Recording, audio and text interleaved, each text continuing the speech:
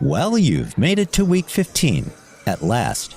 A semester of film and article analysis, learning team meetings, collaborative projects, and probably at least one team chat that got a little too real. And now your final task, a capstone project that pulls the whole semester together. But here's the thing, many students trip themselves up without realizing it. So today, we'll look at 4 key mistakes you want to avoid as you put the final touches on your semester reflection. Hello again, everyone. I'm Professor Schwartz, and welcome back to the Collaborative Café.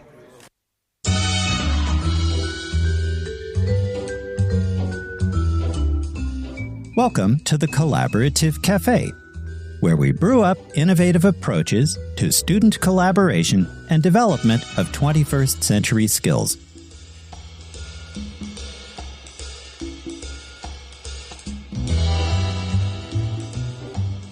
Okay, mistake number 1. Writing a summary instead of a reflection is the most common error to avoid.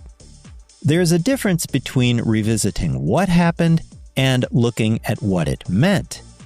Listing your 3 collaborative projects, describing what each team member did, and calling it a reflection, that's a summary. Instead, analyze your approach to learning during the course.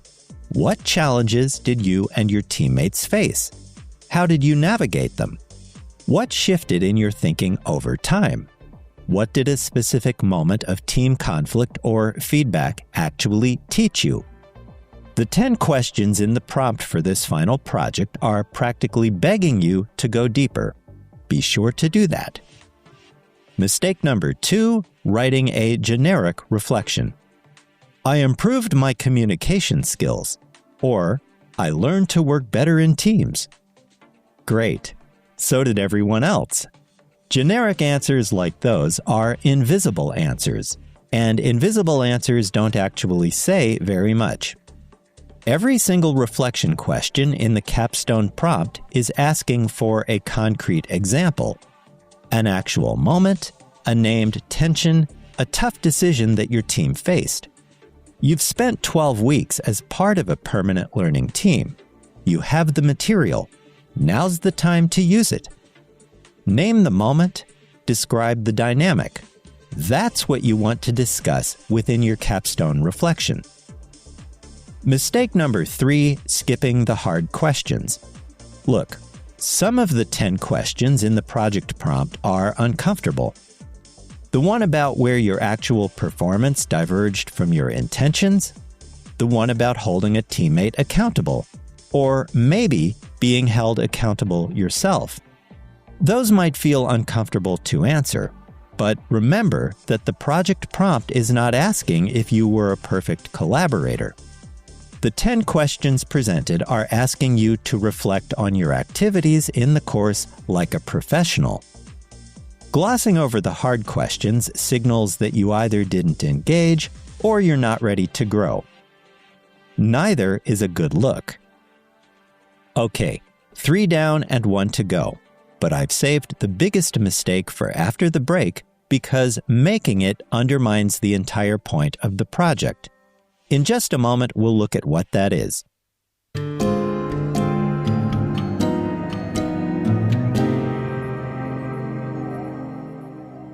Finally, mistake number 4, looking only in the rearview mirror instead of at the road up ahead. This is a common error that stands in the way of earning a 3.5 or even a 4.0 for the project. Too many students treat the capstone reflection like a closing statement. Here's what I did, here's what happened in my team, here's what I learned, the end. But question 10 exists for a reason. I want to know who you're becoming as a thinker, not just who you were this semester. What 3 concrete practices will you actually carry forward into your next team project, your next internship, or your first professional environment? If your reflection has no forward momentum, no real commitments, no actionable next steps, it reads like a boring end-of-the-road assignment rather than a forward-looking reflection. And those are 2 very different things. You're listening to the Collaborative Café, where we brew up innovative approaches to student collaboration and development of 21st century skills. If you find this episode helpful, hit like, share, and subscribe.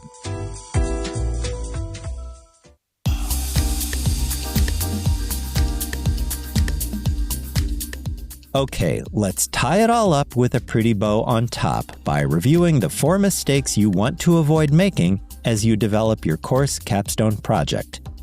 1. Don't summarize when you should be analyzing. 2. Don't go generic when specificity is right there waiting.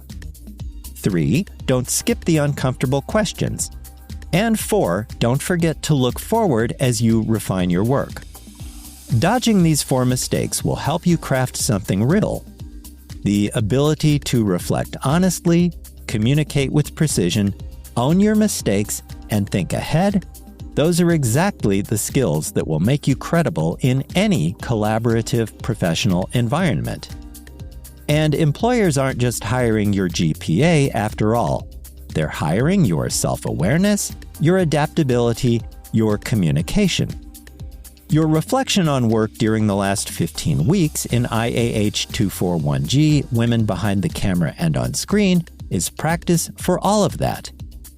And on that note, we come to the end of our audio podcast for week 15 of IAH 241G, Women Behind the Camera and on Screen.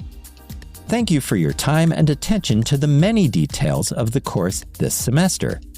And who knows, maybe we'll see each other down the road during your time here at MSU.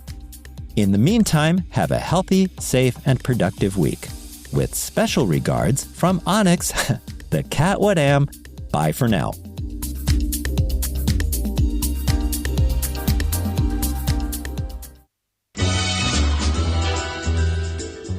Thanks for dropping by the Collaborative Café. See you again soon.